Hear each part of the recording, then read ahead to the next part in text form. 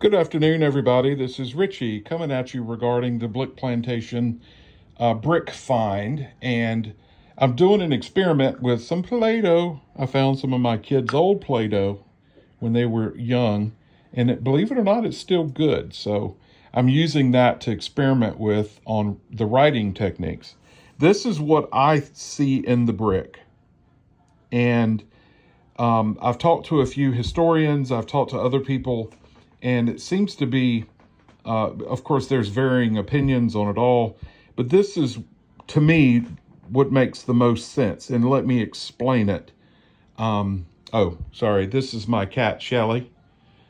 She's not thrilled with me right now, but I'm at my regular home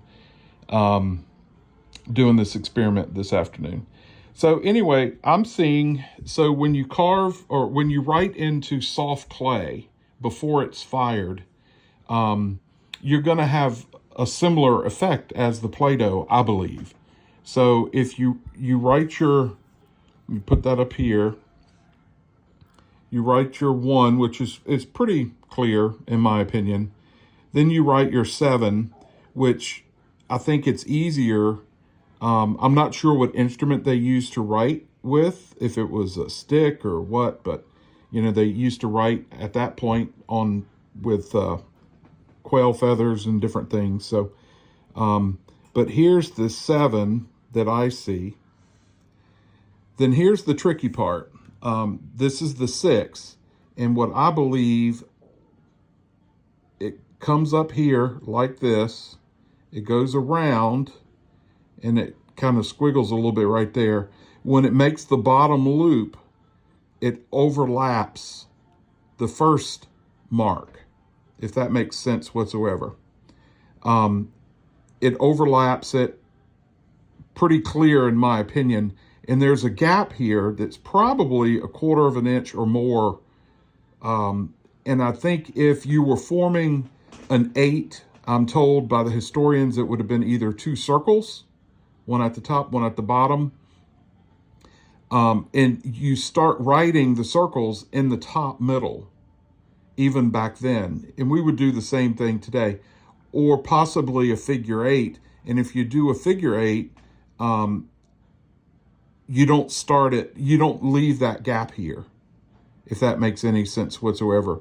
And it would go around the opposite way. And if somebody was writing backwards, then it could come that way. But it seems more practical. That is a 6, and then there's a little bit more significant space, and then a 1. In my view, that's what I see. And again, refer to the picture of the brick, and you'll see where this line overlaps that line. So this was written first, and then they came around and they did a loop over top of that one. That is, to me, very clear. So I think we're looking at 1761. But if somebody else wants to do the same experiment and post a video of it, I would appreciate it. Or you can use the draw feature and draw what you're seeing on the brick, like somebody did that yesterday, and I appreciate that. I'm enjoying the conversation.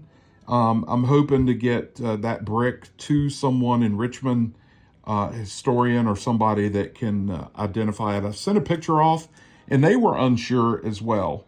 Eric said he was unsure. To him, it looked more like an 8 than it did a 6.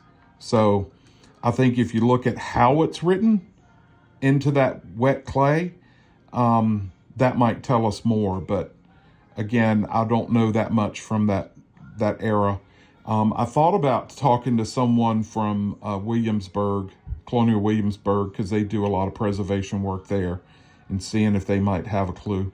Other people have said that it was numbered bricks, like if you made so many in a batch, but other people countered that and said, no, you wouldn't count 1,761 bricks and then carve that into a brick.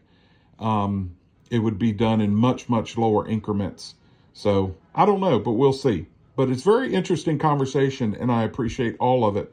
So thanks everybody for tagging along and for giving your input. Have a great day.